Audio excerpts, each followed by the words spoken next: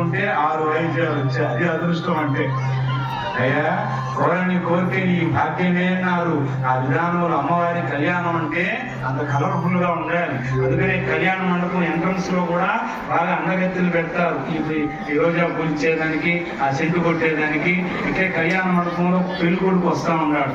ఒక అమ్మాయి బాగా అందంగా ఉండే, పెళ్లి కొడుక్కి రోజా పువ్వులు ఇచ్చా, అట్నే తొడుకొని కూర్చున్నాడు.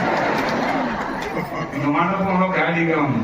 ఎందుకంటే పెళ్లి అంటేనే అందరూ ఆ తంతులు, ఆనందం, ఆ వైవిధ్యం, అందరూ కూడా ఆనందం. పెళ్లి చేసుకునే వాళ్ళు ఒక పట్టు చీర కట్టుకుంటే పెళ్లి చూసేదానికి 5-6 పట్టు చీరలు తెచ్చుకోండి. టిఫన్కు 4, భోజనానికి 8, నలుగుకు 40, ఇక చీర మార్చుకుంటానే ఉంటే పెళ్లి అయిపోయాయి.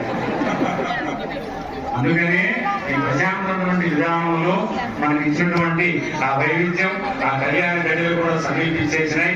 స్వామివారి ఎట్టకేరకు ఆ యాదవుడు కొట్టినటువంటి గొడ్డలి వేటుకు ఆయన నువ్వు నీ యజమానితో ఉన్నటువంటి ఆలోచనతో నన్ను కొట్టావు, నేను చింతపడను. యావత్తు విధానంతో కూడా వలమండపం ఎందుకనే చరిత్రకు ఆధారంగా నిలబెట్టారు.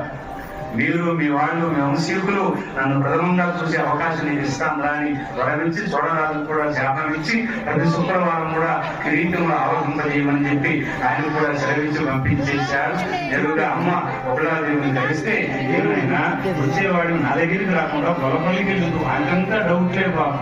కృష్ణావతారం అంతా అదే కదా. చూడు మండపం మీద అక్కడక్కడ ఎంతమంది కృష్ణులు ఉన్నారు. కూర్చున్నాడు మండపాన్ని తనిఖీ చేయడమే నా పని. ఈసారి వదిలేసారి సెట్టింగ్ ఎంతో బాగుంది కదా.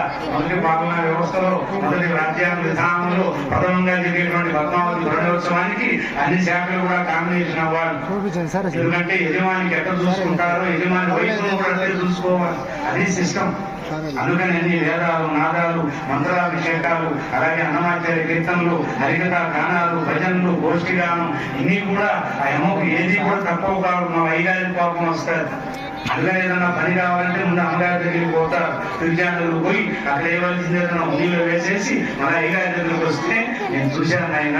అందుకనే అడుగడుగు